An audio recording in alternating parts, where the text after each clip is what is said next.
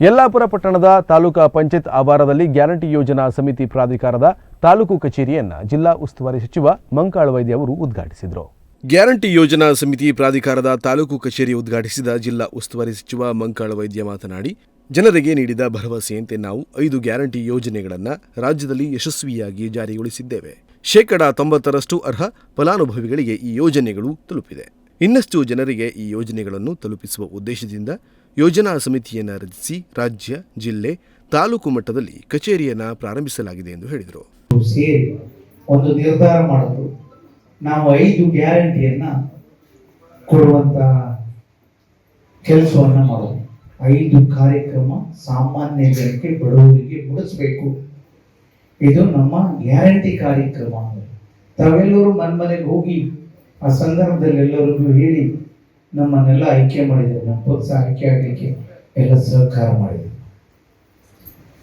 ವಿರೋಧ ಪಕ್ಷದವ್ರು ಬಹಳ ಮಾತಾಡಿದ್ರು, ಇದು ಸಾಧ್ಯ ಇಲ್ಲ, ಸರ್ಕಾರ ದಿವಾಳಿ ಆಗ್ತದೆ, ಸರ್ಕಾರ ಎಲ್ಲಿಂದ ಹಣ ಕೊಡ್ತದೆ ಅಂತ ಬಹಳ ಮಾತಾಡಿದ್ರು. ನಾವು ಬಜೆಟ್ ಅಲ್ಲೇ 56,000 ಕೋಟಿಯನ್ನ ಇಟ್ಟು ಈ ರಾಜ್ಯದ ಕಡೆ ಜನಕ್ಕೆ ಎಲ್ಲರಿಗೂ ನಾವು 5 ಗ್ಯಾರಂಟಿಯನ್ನ ಮುಗಿಸುವಂತ ಕೆಲಸವನ್ನ ಮಾಡಿದ್ರು. ಎಲ್ಲೂ ವ್ಯತ್ಯಾಸ ಆಗಲಿಲ್ಲ. 6 ತಿಂಗಳೊಳಗೆ ಮುಗಿಸ್ಬಿಟ್ರು. ನಮ್ಗೆಲ್ಲರಿಗೂ ಗೊತ್ತಿದೆ ಗೃಹಲಕ್ಷ್ಮಿ ಎಂದರೆ ಒಳ್ಳೆ ಕಾರ್ಯ. ಸಭಾ ಕಾರ್ಯಕ್ರಮವನ್ನು ಉದ್ಘಾಟಿಸಿದ ಆಡಳಿತ ಸುಧಾರಣಾ ಆಯೋಗದ ಅಧ್ಯಕ್ಷ ಶಾಸಕ ಆರ್.ವಿ. ದೇಶಪಾಂಡೆ ಮಾತನಾಡಿ, ಒಂದೇ ಬಾರಿಗೆ 5 ಜನಪರ ಗ್ಯಾರಂಟಿ ಯೋಜನೆಗಳನ್ನು ಜನರಿಗೆ ತಲುಪಿಸಿರುವುದು ನಮ್ಮ ಸರ್ಕಾರ ಹಾಗೂ ಮುಖ್ಯಮಂತ್ರಿ ಸಿದ್ದರಾಮಯ್ಯನವರ ಸಾಧನೆಯಾಗಿದೆ ಎಂದು ಹೇಳಿದರು.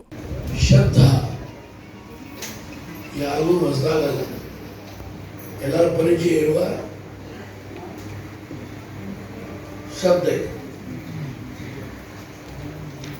ಇದರ ಉಪಯೋಗ ನಮ್ಮ ದಿನನಿತ್ಯದ ಜೀವನದಲ್ಲಿ ಸಹ ಉಪಯೋಗ ಮಾಡ್ತೀವಿ. ಗ್ಯಾರಂಟಿ ಕೊಡ್ದಪ್ಪ ನಿನಗ ಮಾಡು, ಏನು ಮಾಡ್ತೇನೆ ಅಂತ ಹೇಳ್ತೇನೆ. ಹಾಗಾಗಿ